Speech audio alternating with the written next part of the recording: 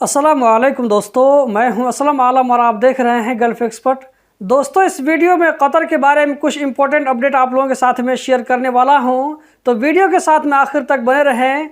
आज की वीडियो हम शुरू करते हैं। कतर में जो कंपनी वाले अपनी गाड़ियों को इधर उधर कहीं भी खड़ी कर देते हैं या ये कि वेस्ट मटेरियल को जहां कहीं भी फेंक देते हैं, तो इसके बारे में रूल में सख्ती लाई जा रही है। कतर में कल कैबिनेट की मीटिंग हुई, उसमें कुछ डिसीजन लिए गए हैं। इस डिसीजन को पास करवाने के लिए और रूल लागू करने के लिए इसको शूरा काउंसिल भेज दिया गया है। वहां पर पास होने के बाद में ये रूल लागू हो जाएगा। ये रूल कोई नया नहीं है बल्कि पुराना ही है, लेकिन अब इसको अपडेट करके इस पर सख्ती से अमल किया जाएगा। रास्ते पर, सड़क पर, फुटपाथ पर, पब्लिक प्लेस में और गलियों में लावारिस गाड़ियों को खड़ी करना, उसके अलावा जो हैवी गाड़ी होती है जैसे क्रेन, जेसीबी टाइप की गाड़ी, इन गाड़ियों को इन जगहों पर खड़ी करना या इन जगहों पर घर बनाना या ये के टेम्पोररी पोर्ट केबिन जैसे घर रखना, इसकी इजाज़त नहीं होगी।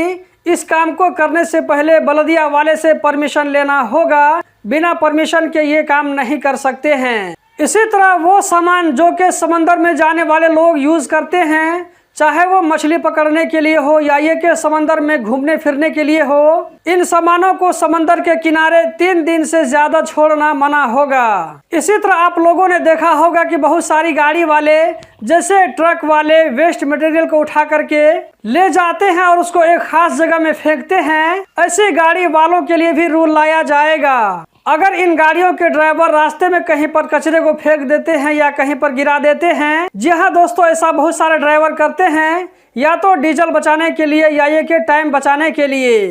तो ऐसी गाड़ी वालों के लिए कहा गया है कि बलदिया वाले इस फेंके हुए कचरे को उसी के जरिए साफ करवाएंगे, उसके खर्चे पर। इसके अलावा दूसरी सजा ये होगी कि ऐसी गाड़ियों को 3 महीनों तक के लिए बलदिया वाले अपने कब्जे में रखेंगे। तो दोस्तों, आप में से भी बहुत सारे लोग इस तरह का काम करते होंगे, तो ईमानदारी से काम करें ताकि आप इन खिलाफ वर्जियों से बच सकें और प्रॉब्लम में पड़ने से बच सकें। अगर कंपनी वाले आपको ऐसा करने के लिए कहे फिर भी आप मत करें, क्योंकि पकड़े जाने पर कंपनी वाले सारे इल्जाम आपके ऊपर डाल देंगे और इसके पीछे जो भी खर्चा होगा आपकी सैलरी से काट करेंगे। दोस्तों, आज का दूसरा अहम अपडेट ये है कि अगर आप भी कतर में हैया कार्ड होल्डर हैं, आपने भी हैया कार्ड बनवा करके रखा है, तो आज और कल यानी कि 23 दिसंबर तक आप मेट्रो और ट्राम के जरिए फ्री में ट्रैवल कर सकते हैं। 23 दिसंबर के बाद यानी कि 24 दिसंबर से हैया कार्ड वैलिड नहीं रहेगा, ये काम करना बंद कर देगा। 24 दिसंबर से अगर आप मेट्रो और ट्राम का ट्रैवल करते हैं तो आपको चार्ज दे करके ट्रैवल करना होगा।